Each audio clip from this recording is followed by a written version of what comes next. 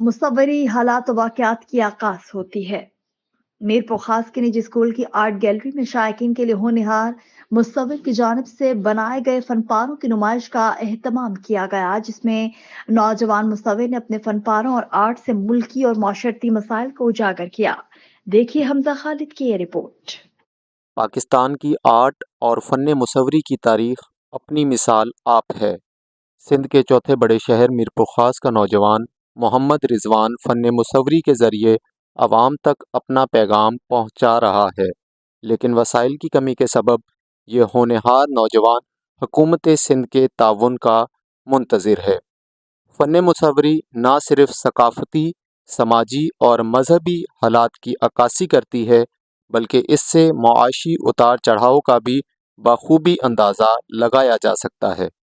अस्सलाम वालेकुम नाज़रीन, मैं हूं आपका होस्ट हमज़ा खालिद। आज मैं सिंध के चौथे बड़े शहर मीरपुर ख़ास में मौजूद हूं, जहां के नौजवान ने जो है कैलीग्राफी और आर्ट्स का जो है वो मेला सजा रखा है। और मेरे अकब में आप देख सकते हैं कि फनपारे जो है वो मौजूद हैं, जो कि हमारे सिंध की सकाफ़त को उजागर कर रहे हैं। जी, तो मीरपुर ख़ास के नौजवान मोहम्मद रिजवान हमारे साथ मौजूद हैं, इनसे बात करते हैं और इनसे पूछते हैं। जी, मेरा नाम है मोहम्मद रिज़वान और यहाँ पर तकरीबन जो भी काम पोर्ट्रेट किया गया है, तकरीबन मैंने मैंने जो ये काम बनाया हुआ है और इनमें से कुछ पेंटिंग्स जो हैं जिनको पेंटिंग और कुछ जो हैं फेस स्केचेस जो कि पेंसिल से बनाए गए हैं और तकरीबन आर्ट वर्क जो है वो कलर्स के अंदर बनाया गया है, उसमें एक्रेलिक कलर का यूज़ किया गया है। यहाँ पर मौजूद तकरीबन बहुत सारी चीज़ें हैं जिनमें फेस स्केचेस भी आ जाते हैं, फेस स्केचेस के साथ-साथ इस्लामिक कैलीग्राफी भी आ जाती है और इस्लामिक कैलीग्राफी के साथ-साथ कुछ पोर्ट्रेट्स हैं, फेस पोर्ट्रेट्स हैं जो कि यहाँ पर बनाए गए हैं और यहाँ पर पेश किए गए हैं। इनको बनाने के लिए जो मीडियम यूज़ किया गया है वो एक्रेलिक पेंट यूज़ किया है हमने और जो स्केचेस हैं यानी जो पेंसिल स्केचेस बने हुए हैं तो पेंसिल स्केचेस के अंदर जो है मुख्तलिफ किस्म के शेड्स को मिलाकर उनको डिम लाइट और थिक हार्ड बनाने के लिए जो है हम उसके शेड को इस्तेमाल करते हैं। ये हमें बताएं कि ये जो पेंटिंग है ये क्या है? अच्छा, यहाँ पर ये जो पेंटिंग बनी हुई है जैसे कि आजकल सोशल मीडिया पे ट्रेंड चल रहा है अपने आप को या अपनी कोई भी जो सेरेमनी होती है, कोई इवेंट्स होते हैं उनको शो करना। अगर कोई पर्सन ऐसा है कि भाई वो अपनी फैमिली मेंबर में से किसी पर्सन को शो ऑफ नहीं करना चाहता सोशल मीडिया पे, तो वो ऐसा करते हैं कि अपनी उस मेमोरी को उस यादगार मेमोरी को जो है सेव आउट करने के लिए ऐसा पोर्ट्रेट बनाते हैं। इनको फेसलेस पोर्ट्रेट कहा जाता है जो कि आजकल सोशल मीडिया पर तकरीबन जो है आपको दिखेंगे। ये जो देहात की अक्कासी कर रही हैं तस्वीर, ये आपने इनकी बताएं इसके हवाले से हमें। जी बिल्कुल, जैसे कि ये देहात के हैं, बुज़ुर्ग लोग होते हैं, वो अपने काम-काज के हवाले से कहीं भी जाते हैं, करते हैं, तो मैं यानी उनकी अक्कासी करना कोई लोग ऐसे होते हैं जिनको देहात का नहीं पता होता, देहात के लोगों का नहीं पता होता, तो हम उनकी अक्कासी करके अपने काम के थ्रू उनको बताते हैं कि भाई ये बुज़ुर्ग हैं, उनको मतलब उनका काम, पेशा, चलना-फिरना वो इस मतलब वाज़ेह हो रहा है इसमें। नाज़रीन, आपको दिखाता चलूं कि ये एक और पेंटिंग हमारे पास मौजूद है सामने, जो कि अजब और गजब मंजर पेश कर रही है। तब इस हवाले से बताएं रिजवान, ये क्या है पेंटिंग? जी, जी, बिल्कुल, ये पेंटिंग जैसे कि देखें आपके सामने लगी हुई है। अब ये पेंटिंग जो है अपनी कहानी खुद ही बताती है। जैसे कि इसको बयाँ करने का मकसद ये है कि मतलब कुछ औरतें ऐसी होती हैं जिन पर ज़ुल्म व तशद्दुद होता है और ज़ुल्म व तशद्दुद होने की वजह से मगर वो सब कुछ अपने घर, अपनी फैमिली, माँ-बाप को छोड़कर उस एक शख्स के घर पर जाती हैं। तो उन सब की यानी कुर्बानी देकर वो सब कुछ सह लेती है, खामोश हो जाती है, सब कुछ अपनी आँखों से देखती तो है मगर दिल ही दिल के अंदर सब्र करती रहती है। तो यानी इसका दिखाने का मकसद ये है इस पर ज़ुल्म व तशद्दुद के निशानात हमने लगाए हैं ताकि यानी वो सारा ज़ुल्म व तशद्दुद वो अपने आप में सहकर मगर अब फिर भी उसने अपनी आँखों को पट्टी बाँधी हुई है यानी कुछ देखा नहीं उसने ऐसे फ़ील करवाती है। यानी एक औरत जिस पर ज़ुल्म व तशद्दुद हुआ होता है उनको ये ज़ाहिर करती है। ये पेंटिंग हमारे पास मौजूद है, जिसमें आज़ाद कश्मीर का झंडा जो है वो नुमाया किया गया है और इंडिया का जो है वो ताला लगा हुआ। तो रिजवान, इस हवाले से बताएं ये पेंटिंग क्या किस सोच को उजागर करते हुए आपने बनाई? जी, जी, बिल्कुल, जैसे कि कश्मीर डे के दिन के हवाले से हमने ये पेंटिंग तब बनाई थी और इसका मकसद बहुत ही बड़ा है। अगर इस पेंटिंग को देखें तो ये पेंटिंग खुद ही बोल रही है। हाँ, ये बोल कर खुद हमें बता रही है कि भई मैं क्या हूँ। अब यहाँ पर जैसे देखें कि एक पीछे एक मंज़र दिखाया गया है, आग का मंज़र।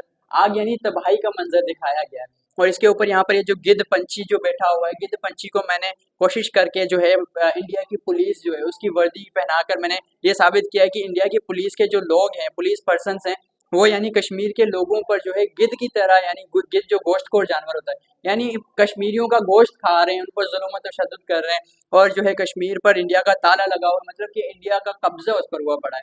और उसके सामने नीचे देखें जैसे ये माँ बेटी उन्होंने अपना एक घर का फ़र्द जो है खोया है, उनका गम उनको ज़ाहिर कर रही है। और ऊपर ये कश्मीर, कश्मीर के साथ मैंने ये कुछ पोर्ट्रेट किया है।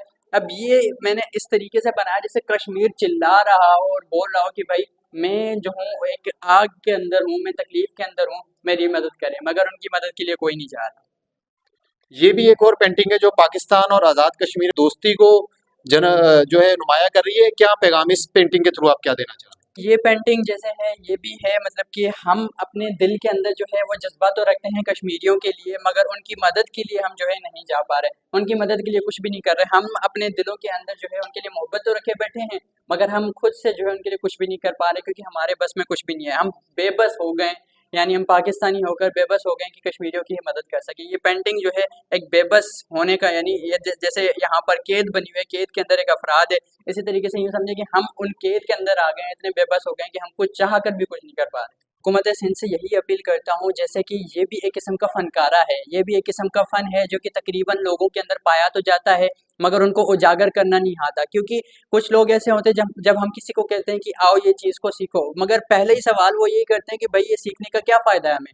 क्योंकि इसमें आगे कोई फ़ील्ड तो है नहीं। जैसे बाहर चला जाएँ, पंजाब की साइड पे चले जाते हैं, इस्लामाबाद वगैरह के अंदर ऐसे आर्ट की बहुत बड़ी-बड़ी एग्ज़िबिशंस होती हैं, ताकि वहाँ के लोग इस चीज़ में जो है बढ़-चढ़ कर हिस्सा लेते हैं ताकि उनको पता है इनकी वैल्यू। मगर सिंध के अंदर जो है ऐसे आर्ट एग्ज़िबिशन होना या इस फ़नकारे को जो इतनी अहमियत देना वो बहुत ही कम है। तो मैं उनसे यही अपील करना चाहता हूँ कि इन चीज़ों पर, इन एक्टिविटीज़ पर भी थोड़ा बहुत फ़ोकस आउट करें, ताकि ये चीज़ों इन चीज़ों के बारे में भी लोगों को पता चल सके कि ये कैलीग्राफ़ी एक खूबसूरत फ़न है और ये स्केचिंग, ये फ़न इन सब के बारे में भी लोगों को पता चल सके।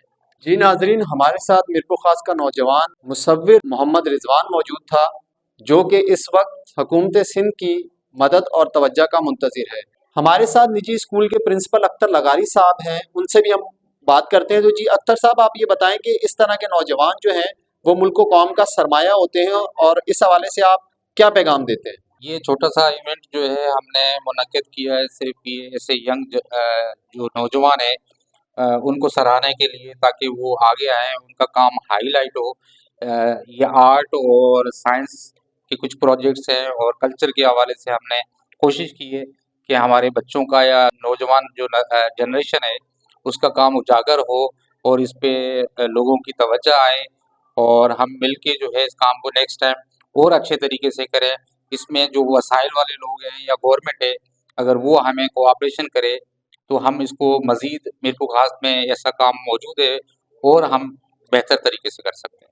हमारे मुल्क पाकिस्तान में टैलेंट की कोई कमी नहीं, लेकिन अगर हमारी हुकूमत पाकिस्तान और हुकूमत सिंध इस तरह के नौजवानों के ऊपर तवज्जो दे तो ये अपने मुल्क को, कौम का नाम रोशन कर सकते हैं।